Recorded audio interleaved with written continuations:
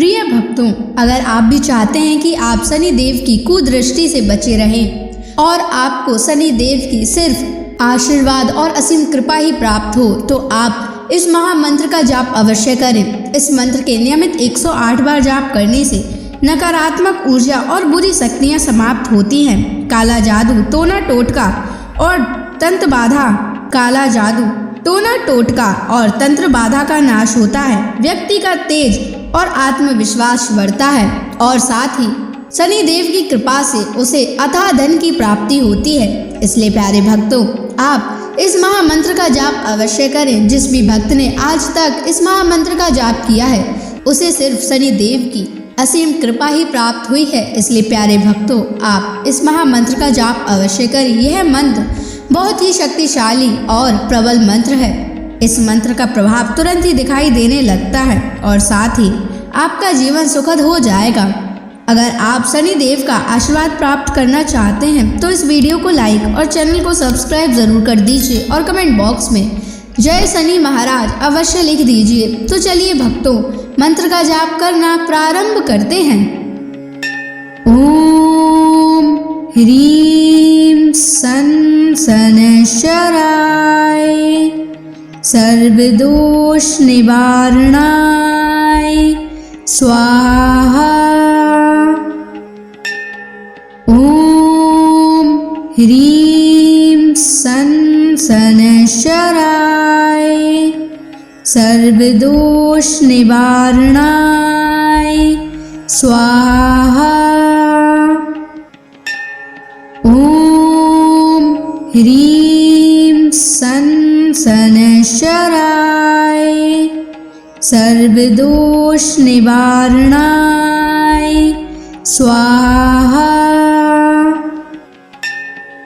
ओम ह्रीं सन शनैश्चराय सर्वदोष निवारणाय स्वाहा।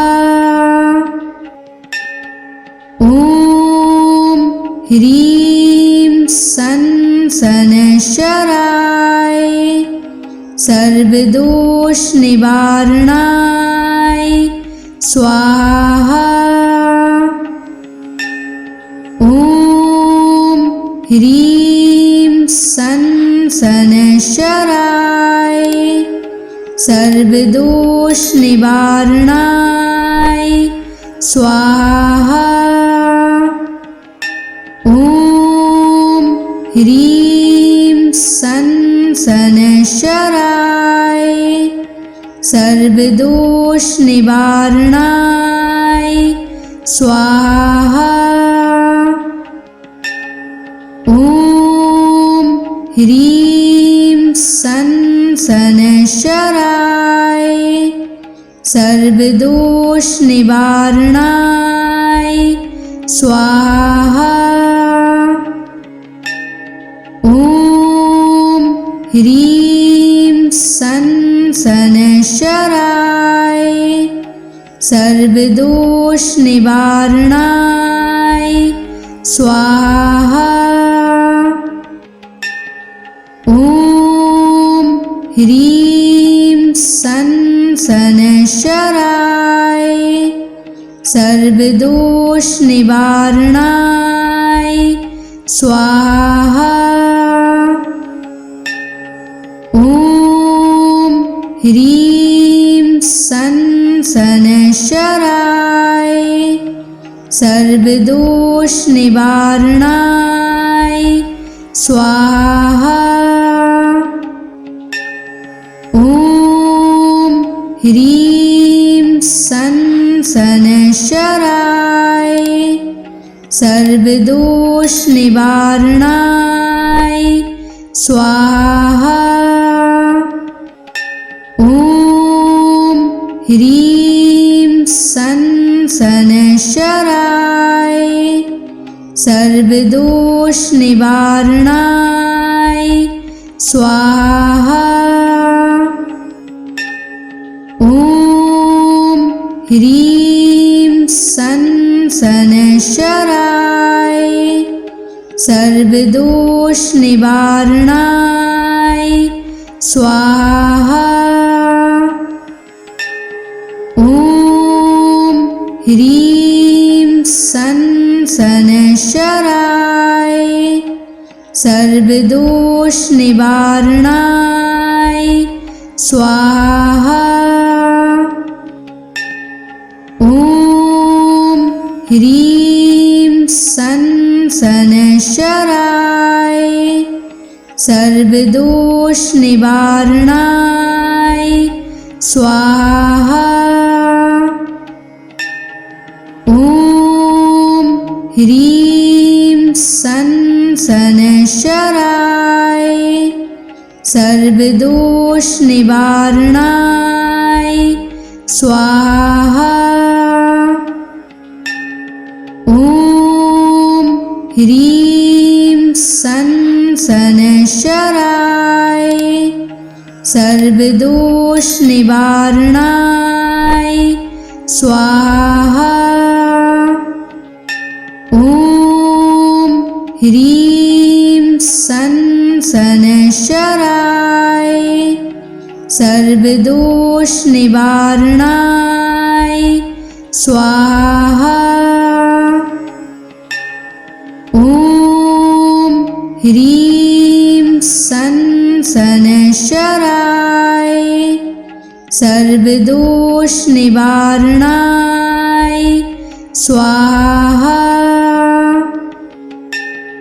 ॐ ह्रीं सन् शनैश्चराय सर्वदोषनिवारणाय स्वाहा। ॐ ह्रीं सन् शनैश्चराय सर्वदोषनिवारणाय स्वाहा। ॐ ह्रीं सन् शनैश्चराय सर्वदोषनिवारणाय स्वाहा। ॐ ह्रीं सन् शनैश्चराय सर्वदोषनिवारणाय स्वाहा। ॐ ह्रीं सन् शनैश्चराय सर्वदोषनिवारणाय स्वाहा। ॐ ह्रीं सन् शनैश्चराय सर्वदोषनिवारणाय स्वाहा। ॐ ह्रीं सन् शनैश्चराय सर्वदोषनिवारणाय स्वाहा। ॐ ह्रीं सन् शनैश्चराय सर्वदोषनिवारणाय स्वाहा। ॐ ह्रीं सन् शनैश्चराय सर्वदोषनिवारणाय स्वाहा। ॐ ह्रीं सन् शनैश्चराय सर्वदोषनिवारणाय स्वाहा। ॐ ह्रीं सन् शनैश्चराय सर्वदोषनिवारणाय स्वाहा। ॐ ह्रीं सन् शनैश्चराय सर्वदोषनिवारणाय स्वाहा। ॐ ह्रीं सन् सनशराय सर्वदोष निवारणाय स्वाहा। ॐ ह्रीं सनशराय सर्वदोष निवारणाय स्वाहा। ॐ ह्रीं सनशराय सर्वदोष निवारणाय स्वाहा। ॐ ह्रीं सनशराय सर्वदोष निवारणाय स्वाहा। ॐ ह्रीं सनशराय सर्वदोष निवारणाय स्वाहा। ॐ ह्रीं सनशराय सर्वदोष निवारणाय स्वाहा। ॐ ह्रीं सनशराय सर्वदोष निवारणाय स्वाहा। ॐ ह्रीं सनशराय सर्वदोष निवारणाय स्वाहा। ॐ ह्रीं सनशराय सर्वदोष निवारणाय स्वाहा।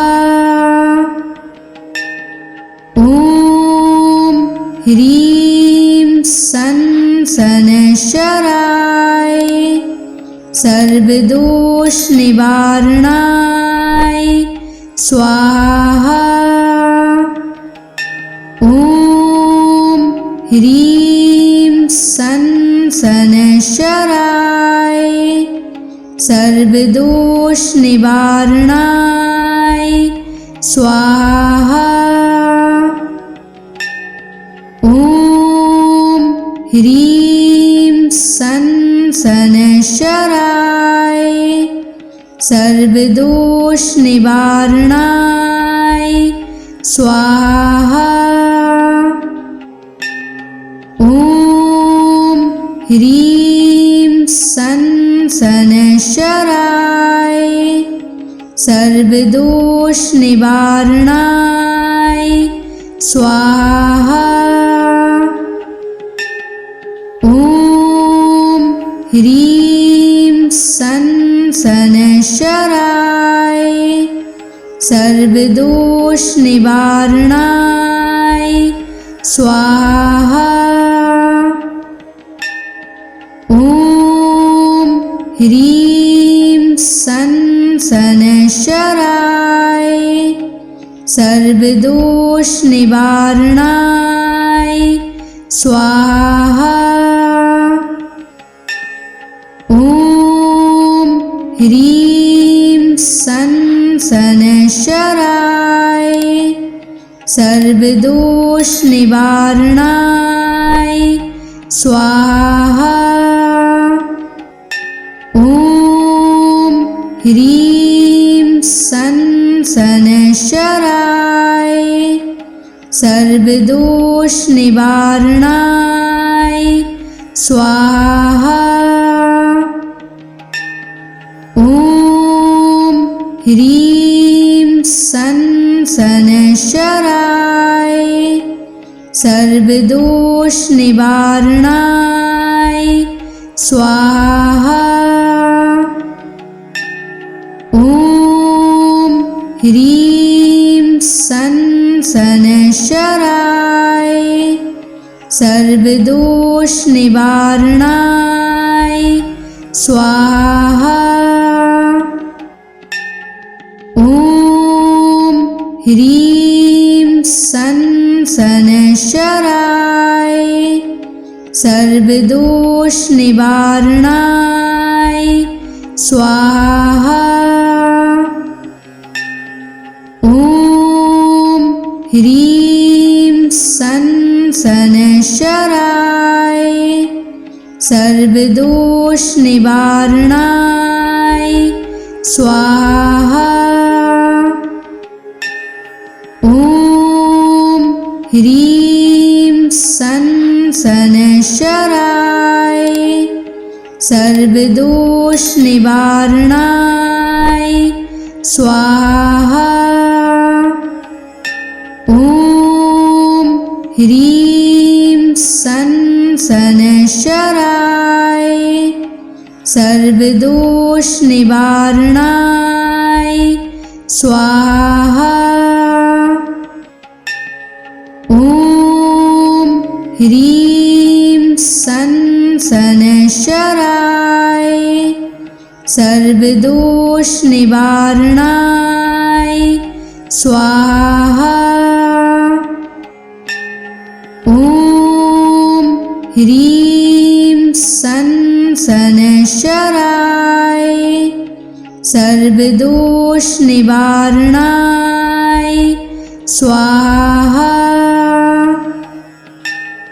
ॐ ह्रीं सन शनैश्चराय सर्वदोष निवारणाय स्वाहा। ॐ ह्रीं सन शनैश्चराय सर्वदोष निवारणाय स्वाहा। ॐ ह्रीं सन शनैश्चराय सर्वदोष निवारणाय स्वाहा। ॐ ह्रीं सन शनैश्चराय सर्वदोष निवारणाय स्वाहा। ॐ ह्रीं सन शनैश्चराय सर्वदोष निवारणाय स्वाहा। ॐ ह्रीं सन शनैश्चराय सर्वदोष निवारणाय स्वाहा। ॐ ह्रीं सन शनैश्चराय सर्वदोष निवारणाय स्वाहा। ॐ ह्रीं सन शनैश्चराय सर्वदोष निवारणाय स्वाहा। ॐ ह्रीं सन शनैश्चराय सर्वदोष निवारणाय स्वाहा। ॐ ह्रीं सन शनैश्चराय सर्वदोष निवारणाय स्वाहा। ॐ ह्रीं सन शनैश्चराय सर्वदोष निवारणाय स्वाहा। ॐ ह्रीं सन शनैश्चराय सर्वदोष निवारणाय स्वाहा। ॐ ह्रीं सन शनैश्चराय सर्वदोष निवारणाय स्वाहा।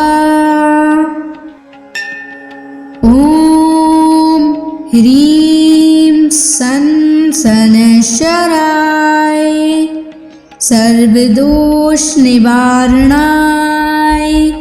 स्वाहा। ॐ ह्रीं सन् शनैश्चराय सर्वदोषनिवारणाय स्वाहा। ॐ ह्रीं सन् शनैश्चराय सर्वदोषनिवारणाय स्वाहा।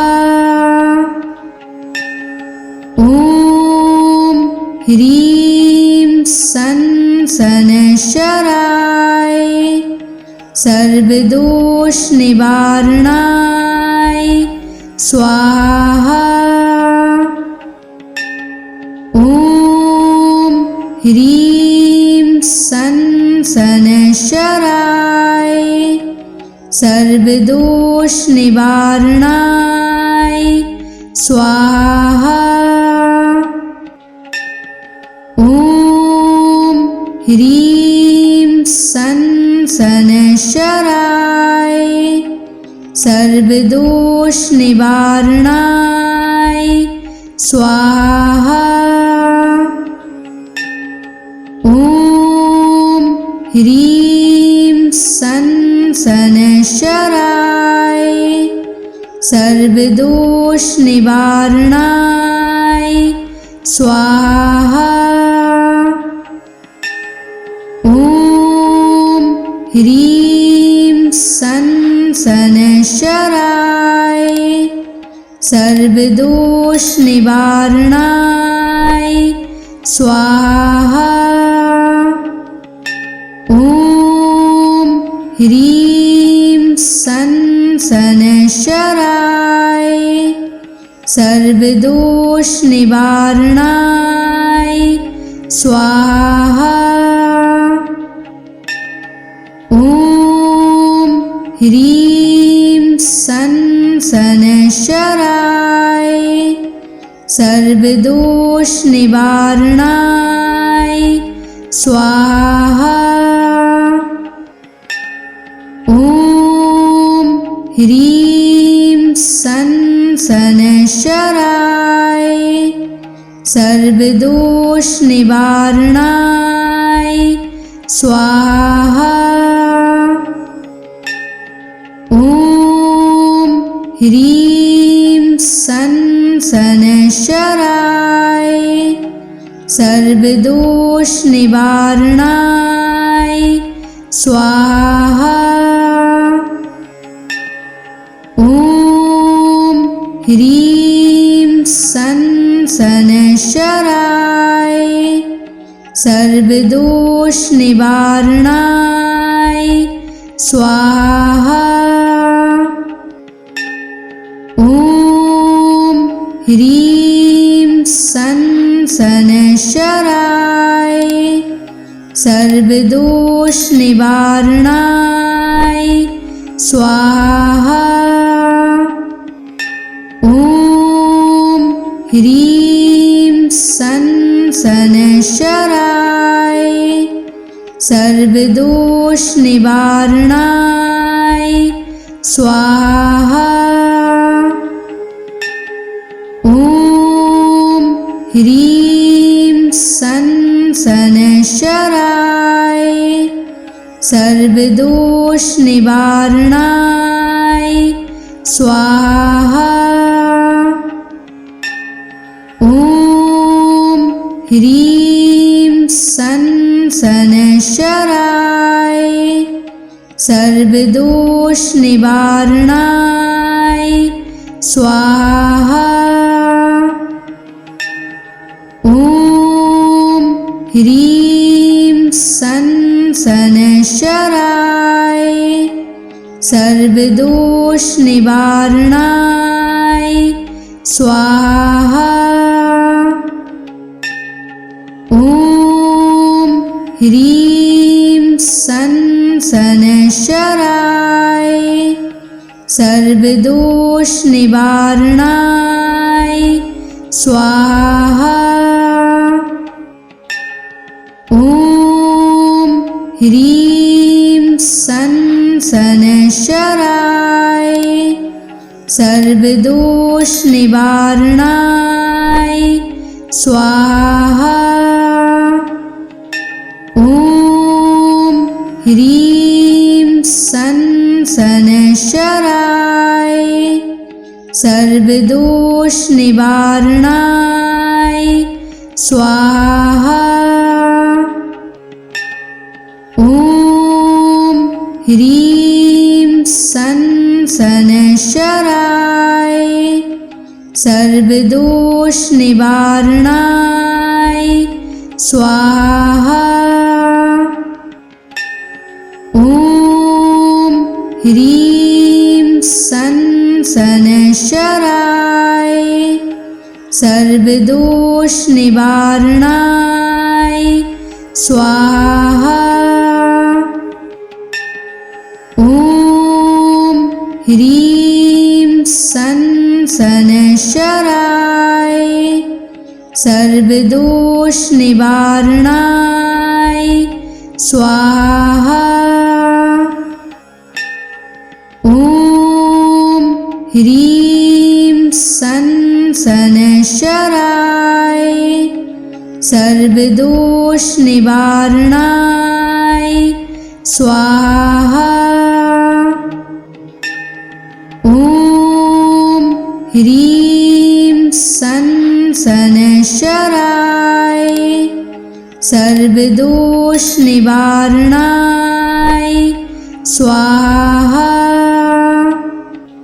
ॐ ह्रीं सं शनैश्चराय सर्वदोष निवारणाय स्वाहा। ॐ ह्रीं सं शनैश्चराय सर्वदोष निवारणाय स्वाहा।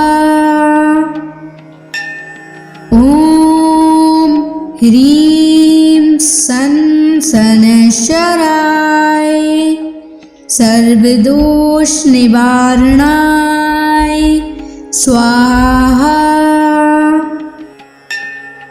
ॐ ह्रीं सं शनैश्चराय सर्वदोष निवारणाय स्वाहा। ॐ ह्रीं सं शनैश्चराय सर्वदोष निवारणाय स्वाहा। ॐ ह्रीं सं शनैश्चराय सर्वदोष निवारणाय स्वाहा। ॐ ह्रीं सं शनैश्चराय सर्वदोष निवारणाय स्वाहा। ॐ ह्रीं सं शनैश्चराय सर्वदोष निवारणाय स्वाहा। ॐ ह्रीं सं शनैश्चराय सर्वदोष निवारणाय स्वाहा। ॐ ह्रीं सं शनैश्चराय सर्वदोष निवारणाय स्वाहा। ॐ ह्रीं सं शनैश्चराय सर्वदोष निवारणाय स्वाहा। ॐ ह्रीं सन शनैश्चराय सर्वदोष निवारणाय स्वाहा। ॐ ह्रीं सन शनैश्चराय सर्वदोष निवारणाय स्वाहा। ॐ ह्रीं सन शनैश्चराय सर्वदोष निवारणाय स्वाहा। ॐ ह्रीं सन शनैश्चराय सर्वदोष निवारणाय स्वाहा। ॐ ह्रीं सन शनैश्चराय सर्वदोष निवारणाय स्वाहा। ॐ ह्रीं सन शनैश्चराय सर्वदोष निवारणाय स्वाहा। ॐ ह्रीं सन शनैश्चराय सर्वदोष निवारणाय स्वाहा। ॐ ह्रीं सन शनैश्चराय सर्वदोष निवारणाय स्वाहा। ॐ ह्रीं सन शनैश्चराय सर्वदोष निवारणाय स्वाहा। ॐ ह्रीं सन शनैश्चराय सर्वदोष निवारणाय स्वाहा। ॐ ह्रीं सन शनैश्चराय सर्वदोष निवारणाय स्वाहा। ॐ ह्रीं सन शनैश्चराय सर्वदोष निवारणाय स्वाहा। ॐ ह्रीं सन शनैश्चराय सर्वदोष निवारणाय स्वाहा। ॐ ह्रीं सन शनैश्चराय सर्वदोष निवारणाय स्वाहा। ॐ ह्रीं सन शनैश्चराय सर्वदोष निवारणाय स्वाहा। ॐ ह्रीं सन शनैश्चराय सर्वदोष निवारणाय स्वाहा।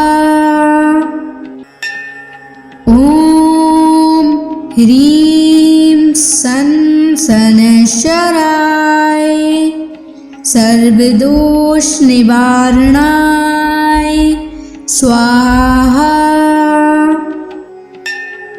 ॐ ह्रीं सन शनैश्चराय सर्वदोष निवारणाय स्वाहा। ॐ ह्रीं सन शनैश्चराय सर्वदोष निवारणाय स्वाहा।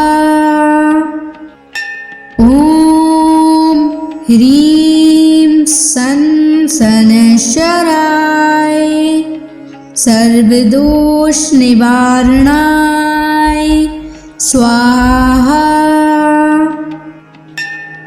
ॐ ह्रीं सन् शनैश्चराय सर्वदोष निवारणाय स्वाहा। ॐ ह्रीं सन् शनैश्चराय सर्वदोष निवारणाय स्वाहा। ॐ ह्रीं सन् शनैश्चराय सर्वदोष निवारणाय स्वाहा। ॐ ह्रीं सन् शनैश्चराय सर्वदोष निवारणाय स्वाहा। ॐ ह्रीं सन् शनैश्चराय सर्वदोष निवारणाय स्वाहा। ॐ ह्रीं सन् शनैश्चराय सर्वदोष निवारणाय स्वाहा। ॐ ह्रीं सन् शनैश्चराय सर्वदोष निवारणाय स्वाहा। ॐ ह्रीं सन् शनैश्चराय सर्वदोष निवारणाय स्वाहा।